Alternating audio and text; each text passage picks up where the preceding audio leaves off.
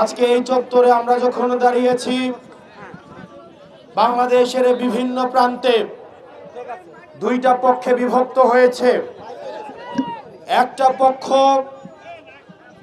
জুলুমের পক্ষে অবস্থান নিচ্ছে, একটা পক্ষ আমাদের নারী মা বোনদের হিজাব এবং জামা কাপড় খুলে বিবস্ত্র করতে চাইছে। একটা পক্ষ আবার আগামীতে ভারতের দালালি এবং গোলামি করার জন্য প্রস্তুতি নিচ্ছে।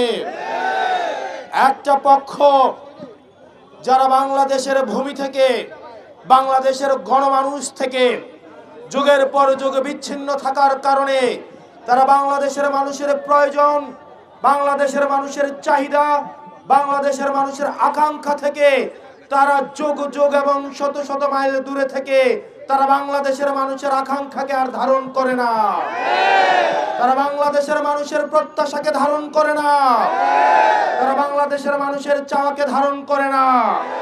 সেজন্য বাংলাদেশের মানুষের আকাঙ্ক্ষার বিরুদ্ধে গিয়ে নেতা উপনে হায়ের পক্ষে অবস্থান নেয়, কিন্তু কর্মীরা গোপনে ন্যায়ের পক্ষে অবস্থান নিচ্ছে। প্রিয় যশোরবাসী, আমরা মুক্তির দ্বার প্রান্তে দাঁড়িয়ে আছি। আমাদের নীরবে একটা বিপ্লব ঘটে গিয়েছে। আপনি প্রত্যেকটা মানুষের দ্বারে দ্বারে যান, প্রত্যেকটা মানুষের কাছে যান, এবং যারা অন্য প্রতীকের রাজনৈতিক কার্যক্রমে অংশগ্রহণ করছে তাদেরকেও যদি গোপনে জিজ্ঞেস করেন, তারাও বলবে আমরা নিরুপায় হয়ে এখন রাজনৈতিক কার্যক্রমে অংশগ্রহণ করছি। কিন্তু আগামী 12 তারিখ ইনশাআল্লাহ ভোটটা আমরা 11 দলীয় ঐক্যবদ্ধ জোট বাংলাদেশ এবং দাঁড়িপাল্লা শাপলাকলিকেই দিব। আপনারা বুঝতেও পারছেন না কি ধরনের একটা নীরব বিপ্লব ঘটে গিয়েছে। আপনারা কৃষক, কামার, শ্রমিক, মজুর, ব্যবসায়ীদের আর্তনাদ, তারা নীরবে নিভৃত, তারা আর্তনাদ করছে, তারা ভয়ে রয়েছে।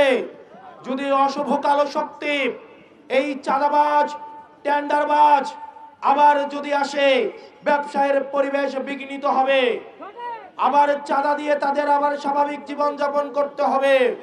সেজন্য তারা চাঁদার থেকে নিস্তার চায়।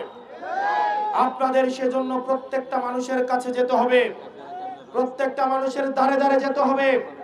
মনে রাখতে হবে প্রার্থীর কাছে কিন্তু ভোট নাই, ভোট হচ্ছে জনগণের কাছে।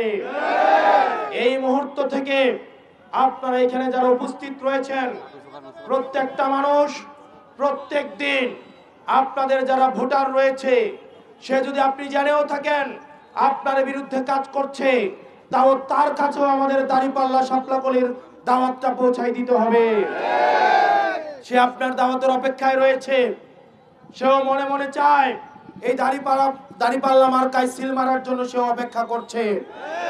যিনি চাঁদাবাজি করে জীবিকা নির্বাহ করেন, যিনি মাদক ব্যবসা করে জীবিকা নির্বাহ করেন, উনিও ওনার সন্তানের জন্য একটা সুস্থ সুন্দর একটা ভবিষ্যৎ রেখে যেতে চান, এবং তিনি এটা বিশ্বাস করেন এটা শুধুমাত্র কেবলমাত্র 11 দলীয় ঐক্যবদ্ধ বাংলাদেশের ক্ষেত্রেই সম্ভব। প্রিয় যশোরবাসী, আপনারা গতকাল প্রশাসনের নগ্ন হস্তক্ষেপে নির্বাচনী পরিবেশ কেমন হতে পারে সেটার একটা টেস্ট ম্যাচ আপনারা গতকাল ঢাকায় দেখেছেন। আওয়ামী ফ্যাসিবাদী কায়দায় পুলিশ তার নগ্ন রূপে আবার ফিরে গিয়েছে।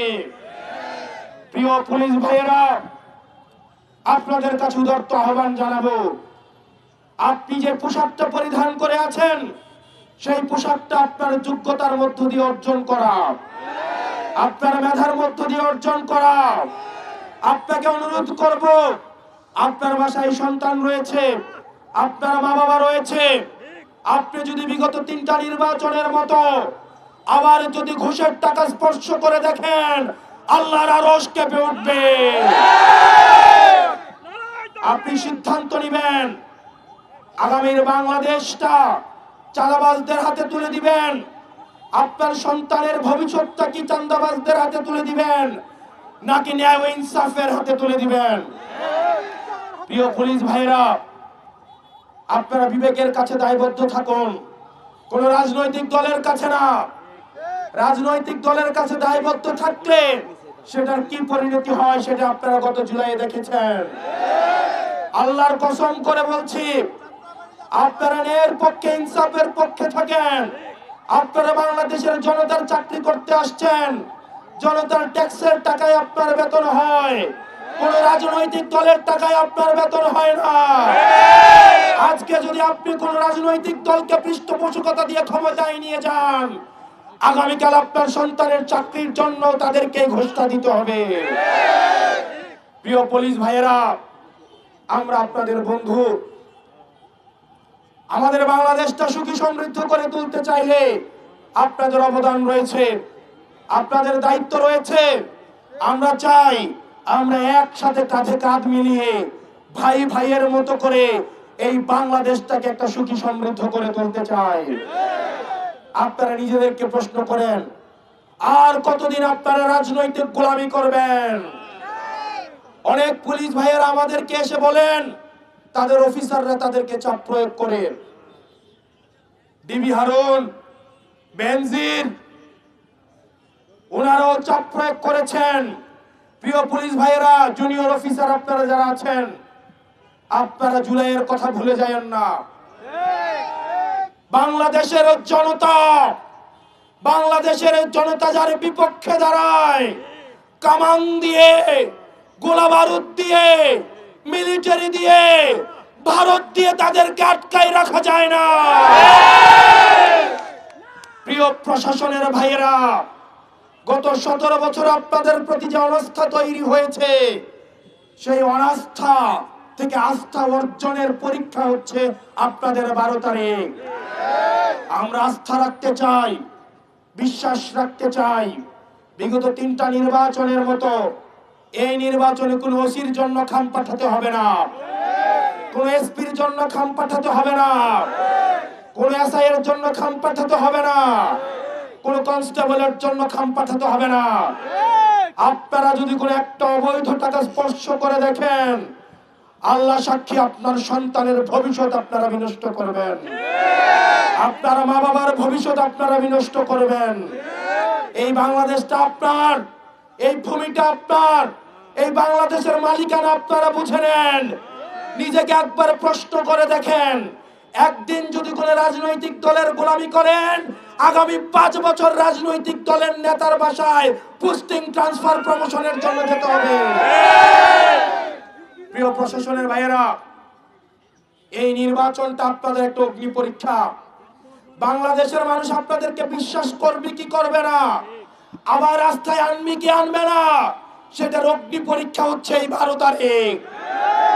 আপনাদের বিএনপির পুলিশ হওয়ার দরকার নাই, জামাতের পুলিশ হওয়ার দরকার নাই, এনসিপির পুলিশ হওয়ার দরকার নাই। আপনারা বাংলাদেশের পুলিশ হয়ে উঠুন, জনতার পুলিশ হয়ে উঠুন। আমরা আপনাদেরকে নিরাপত্তা দিব, আমরা আপনাদেরকে মাথায় তুলে রাখবো। প্রিয় মিলিটারির ভাইয়েরা, আপনারা যারা আছেন, আমরা জানি আপনারা দেশটাকে ভালোবাসেন, দেশের প্রতিটি ইঞ্চি মাটিকে আপনারা ধারণ করেন। কতিপয় অফিসার বিগত সময়ে আপনাদের সম্মানকে লুণ্ঠিত করেছে, আপনাদের পুরো প্রতিষ্ঠানকে কলঙ্কিত করেছে। প্রিয় অফিসার ভাইয়েরা, প্রিয় মিলিটারি ভাইয়েরা, এই নির্বাচন আপনাদের কলঙ্ক মোচনের নির্বাচন। পুরো বাংলাদেশ আপনাদেরকে সহায়তা করবে, আমরা আপনাদেরকে সহায়তা করব। আমরা এই সব প্রতিষ্ঠানের সম্মান নষ্ট হইতে দিব না। আপনারা জনতার কাতারে কাঁধ মিলিয়ে আগামী নির্বাচন একটা স্বচ্ছ, নিরপেক্ষ, অংশগ্রহণ নির্বাচন করার জন্য আপনারা আপনাদের জান জীবন দিয়ে চেষ্টা করবেন। 12 তারিখের পরে বাংলাদেশটা কেমন হবে সেটা নির্ভর করে এই নির্বাচনের উপরে। প্রিয় যশোরবাসী, আপনারা সিদ্ধান্ত নেবেন। আপনি দেখবেন বাংলাদেশের যত চাঁদাবাজ, যত টেন্ডারবাজ, যত ইয়াবা বিক্রি করে যারা জমির দালালি করে, যারা সুদখোর, যারা ঘুষখোর, যারা জমি দখল করে, তারা আজকে এই বাংলাদেশ বিরোধী জোটের বিপক্ষে অবস্থান নিয়েছে। তারা যেহেতু বিপক্ষে অবস্থান নিয়েছে, সুতরাং এটা স্পষ্ট হয়ে গিয়েছে আমরা সঠিক পথে আছি। কেবল আমাদের দ্বারাই বাংলাদেশের প্রগতি, সমৃদ্ধি, উন্নতি সম্ভব।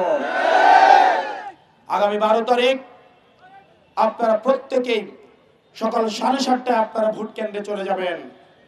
আপনারা বাংলাদেশের মালিকানা বুঝে নিন। আপনাদের ক্ষমতা আপনাদের থেকে কেড়ে নেওয়া হয়েছে। এই বাংলাদেশের মালিকানা বুঝে নেওয়ার সময় এসেছে আপনাদের। আগামী 12 তারিখ সকাল 7:30টায় দিকে আপনারা কেন্দ্রে কেন্দ্রে চলে যাবেন। একটা দল কেন্দ্র দখলের প্রস্তুতি নিচ্ছে। বিভিন্ন পর্যবেক্ষকের নাম সর্বস্ব প্রতিষ্ঠান খুলে বিভিন্ন পর্যবেক্ষকের মধ্য দিয়ে ভোট রিগিং করার চেষ্টা করছে। আমি বিশ্বাস রাখতে চাই, আমার যেসব ছাত্র ভাইয়েরা কামানের মুখে, গোলা বারুদের মুখে, হাসিনার চোখে চোখ রেখে হাসিনার পেটুয়া বাহিনীর বিরুদ্ধে গিয়ে যারা জুলাইতে রাস্তায় নেমে এসেছিল, আমার এই ভাইয়েরা আবার এই 12 তারিখ ভোট কেন্দ্রগুলো পাহারা দিতে নেমে আসবে ইনশাআল্লাহ। আমি বিশ্বাস রাখি আমার ছাত্র শিবিরের ভাইয়েরা, ছাত্র শক্তির ভাইয়েরা সেদিন যদি কেন্দ্রগুলোতে থাকে তাহলে জিনেও সাহস করবে না ভোট চুরি করা। আপনাদেরকে 7:30টার দিকে কেন্দ্রে চলে যেতে হবে এবং ফলাফল না পাওয়া পর্যন্ত কেন্দ্রগুলোতে আপনাদের অবস্থান নিশ্চিত করতে হবে। এবং 12 তারিখ পর্যন্ত আমাদের ভিপি আব্দুল কাদের ভাই এই যশোর 3 আসনের প্রার্থী, আপনারা ওনার পক্ষে রাত দিন আপনারা কাজ করে যাবেন। আপনারা রাত দিন ওনার জন্য কাজ করে যাবেন। এটা ভিপি আব্দুল কাদের ভাইয়ের নির্বাচন নয়, এটা বাংলাদেশের মুক্তির নির্বাচন, চাঁদাবাজ থেকে মুক্ত হওয়ার নির্বাচন, আধিপত্যবাদ থেকে মুক্ত হওয়ার নির্বাচন, জনগণের মালিকানা বুঝে পাওয়ার নির্বাচন, কৃষক শ্রমিকের অধিকার বুঝে পাওয়ার নির্বাচন, ছাত্রদের অধিকার বুঝে পাওয়ার নির্বাচন, রাষ্ট্র কাঠামো করার নির্বাচন, ফ্যাসিবাদকে কবরস্থ করার নির্বাচন। প্রিয় যশোরবাসী, 12 তারিখ পর্যন্ত আপনারা প্রত্যেকেই আপনার সন্তানের দিকে তাকায়া তার ভবিষ্যৎটাকে সুন্দর করার জন্য, মেধাভিত্তিক করার জন্য আপনি যে রাজনীতি করেন এটা আপনার ইচ্ছা।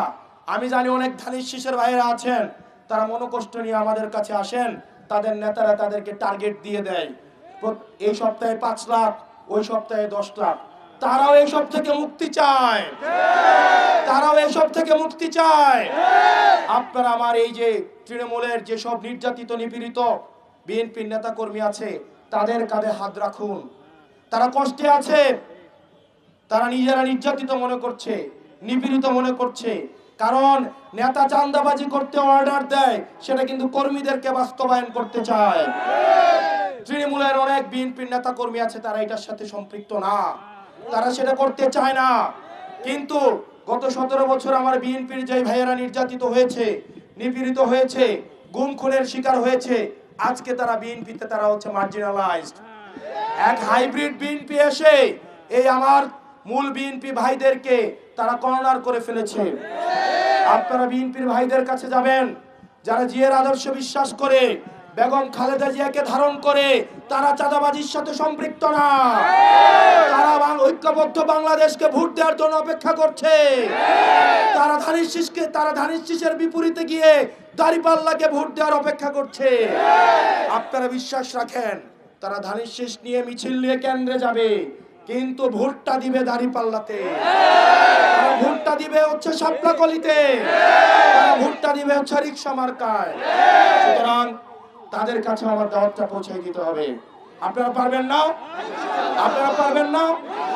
প্রত্যেকটা ভোটারের কাছে আমাদের দাওয়াত পৌঁছাইতে হবে। এবং আপনারা এখানে যারা আছেন, আমাদের এনসিপি, ছাত্র শক্তি, যুব শক্তি, নারী শক্তির যারা নেতৃবৃন্দ আছে, তাদের সাথে সমন্বয় করে তাদের যে সক্ষমতার সর্বোচ্চটি ব্যবহার করে আপনারা এই আসনে জয় ছিনিয়ে আনবেন ইনশাআল্লাহ।